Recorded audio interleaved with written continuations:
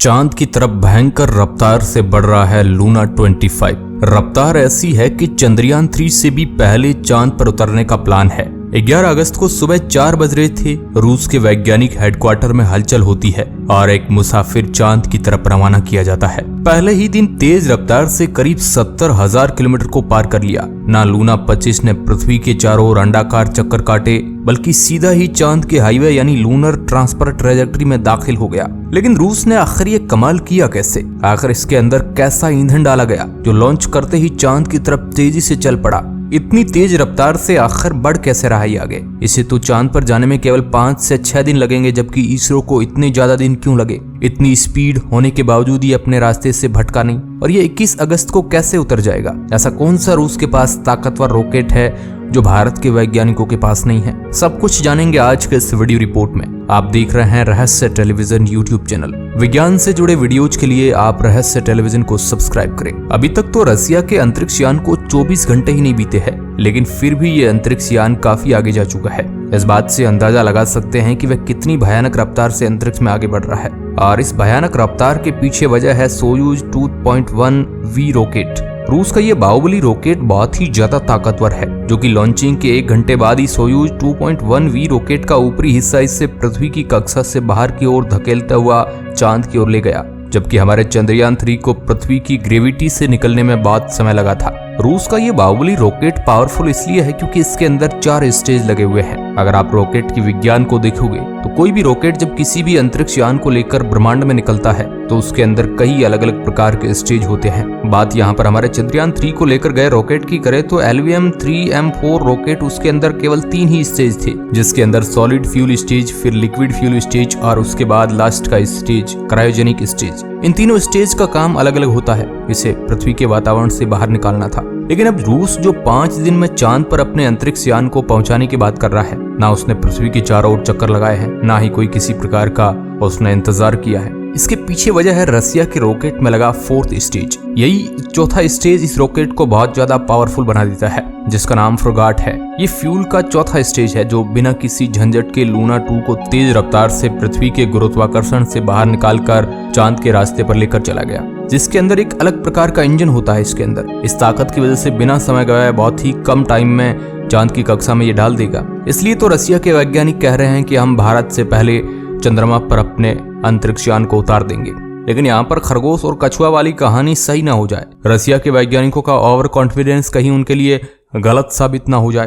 दोस्तों, ये 4था स्टेज हमारे चंद्रयान 3 के अंदर बिल्कुल भी नहीं लगा था, क्योंकि अगर इतनी ज्यादा एडवांस उपकरण लगाया जाए तो बजट हद से ज्यादा बढ़ जाता है और उसके लिए काफी सारा फ्यूल भी उससे अपने साथ ले जाना पड़ता है, और ये हमारे भारत के वैज्ञानिक नहीं चाहते हैं। हमारे भारत के वैज्ञानिक बहुत ही कम खर्चे में चांद पर सक्सेसफुल मिशन करना चाहते हैं। भारत के वैज्ञानिकों ने चंद्रयान 3 में ईंधन बचाने के लिए पृथ्वी के गुरुत्वाकर्षण का सहारा लिया, जिस वजह से उसे 18 दिन लग गए पृथ्वी के गुरुत्वाकर्षण से बाहर निकलने में, जबकि लूना 25 ने 18 दिन का यह सफर एक ही झटके में पूरा कर दिया, क्योंकि हमारा चंद्रयान लूना 25 के मुकाबले एक बहुत ही लंबे रास्ते का सफर कर रहा है। रूस के स्पेस चीफ यूरो बोरिसोव ने बताया कि लूना 25 इसी महीने 21 अगस्त को चांद की सतह छू सकता है, जबकि इससे पहले कहा जा रहा था कि 23 अगस्त को रूस चांद पर उतरेगा। 11 अगस्त को यह पृथ्वी से रवाना हुआ, लगभग 15 या 16 तारीख को यह चांद की कक्षा में पहुंच जाएगा। वहां पर वह 100 किलोमीटर की कक्षा में 3 से 7 दिन बिताने के बाद सीधा चांद की जमीन पर उतर जाएगा। लेकिन रूस के वैज्ञानिकों के पास पैसों की कोई कमी नहीं, क्योंकि वहां की गवर्नमेंट इसके पीछे पैसा बहाती है, खूब बहाती है, और पहले अपने लूना मिशन को चांद के दक्षिण वाले भाग में उतार दे। लेकिन अभी तक लूना 25 को काफी सारे स्टेज पार करने हैं, यहाँ तक कि उसे अभी चांद की कक्षा तक पहुंचने में 5 से 6 दिन लगने वाले हैं। उसके बाद भी चांद की कक्षा में यह स्थापित हो पाएगा। ये कोई छोटी बात नहीं है चांद पे किसी अंतरिक्ष यान को उसकी कक्षा में भेजना, क्योंकि चांद की कक्षा में स्थापित होने से पहले चांद पर नहीं जाया जा सकता है। इसलिए रसिया के वैज्ञानिक वह मुश्किल काम करना उनके लिए अभी बाकी है, और उसके बाद भी चांद के साउथ पोल में उतरना इतना भी आसान नहीं है, क्योंकि चांद का यह इलाका जहां पर रोशनी बहुत ही कम मात्रा में पहुंचती है। इसके अलावा यहाँ पर काफी गड्ढे हैं। रसिया को अपने अंतरिक्ष यान को इन गड्ढों से बचाकर वहां पर उतारना होगा। लेकिन दोस्तों, रूस के लूना 25 से भारत का चंद्रयान 3 बहुत ज्यादा अलग है। लूना 25 के अंदर रोवर नहीं है, बल्कि उसके अंदर केवल लैंडर है। रूस का ये लैंडर 4 टांगों वाला है। इसका आकार एक छोटी कार के बराबर है। इसमें landing rocket, propeller tank, solar panel,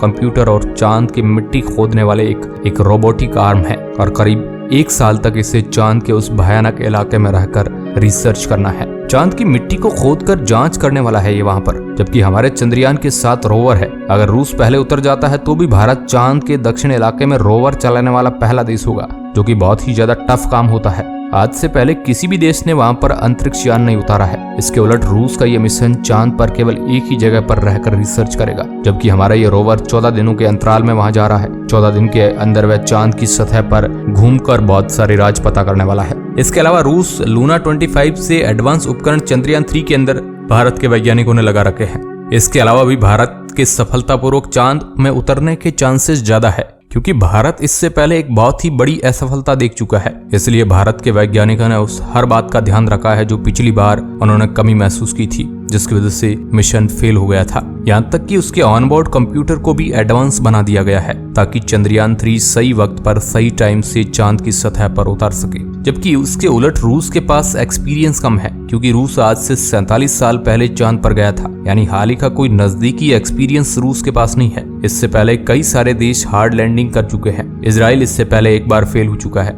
Japan भी फेल हो चुका है, तो रूस भी पहली बार वहां पर अपना अंतरिक्ष यान भेज रहा है। तो कहीं ना कहीं रूस के लिए भी चांद की जमीन पर उतरना बहुत ज्यादा मुश्किल है। इतना आसान नहीं है जितना रूस सोच रहा है। चांद के उत्तरी इलाके से ये बहुत ज्यादा खतरनाक इलाका है। और एक बात ये भी है कि जो कंप्यूटर इसके अंदर लगा हुआ है, इस लूना 25 के अंदर, जो रूस के लूना 25 को नीचे उतरने में मदद करेगा, वह आखिर कितना एडवांस है, क्योंकि उससे पहले ही ये पता करना होगा कि नीचे कितने गड्ढे हैं। ये सब कुछ उसके अंदर लगा कंप्यूटर पहले ही स्कैन करके उसे बताएगा, तब वो परिस्थिति को भांप कर नीचे परफेक्ट जगह की तलाश करेगा। अगर ऐसा नहीं होता है तो मुश्किल पैदा हो सकता है। अगर उसका ये कंप्यूटर यह नहीं कर पाता है तो लूना के लिए उतरना काफी टफेस्ट काम होगा। बाकी देखो क्या होता है कि रसिया के वैज्ञानिक तो दावा कर रहे हैं कि 21 अगस्त को चंद्रमा की जमीन पर उतार देंगे, लेकिन कहने में और होने में बहुत फर्क होता है। बाकी बहुत ही कम दिन बचे हैं, अपने आप पता चल जाएगा। लेकिन रूस का पहला ऐसा कोई विचार नहीं था चांद पर जाने का, लेकिन शायद हो सकता है भारत के चंद्रयान को देखकर रूस भारत को पीछे पछाड़ना चाहता हो, ताकि जो दक्षिण इलाके में आज तक कोई नहीं उतर पाया है वह रिकॉर्ड अपने नाम कर ले।